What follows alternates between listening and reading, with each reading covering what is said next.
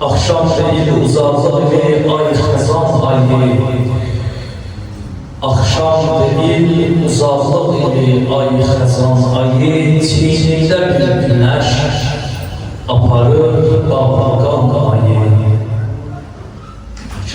Şehre önem veren kentlerden de güneş əliyə misafır. Əli aparır çiğninde bağlagan ayı. Dağlar ahır yanıq yanıq, ulduzlar ağlayır, güneşin imtihan ayı. Bilmem nece yetişti o itkin yere güneş.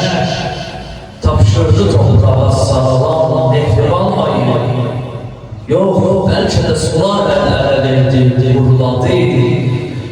Ne hansı gölde gül kimi rəngi atan ayı. Gördüm təbiətin gücün, eylədi yəqin. Göydən yerə gətirmək olarmış cuman ayı. Yel oxşayır dayan güneşin arkası dayan. Mavi göyündə geç çıxıb ay tez batan ayı. Ey nismətin rüsaləsi, ey xilqətin gülü.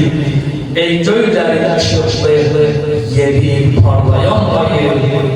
Xəlq içrə kimi işıqlığa istər məsəl çəkər. Xəlq içrə kimi işıqlığa istər məsəl çəkər. Baş qaldırar səmaya verər tez nişan ayı.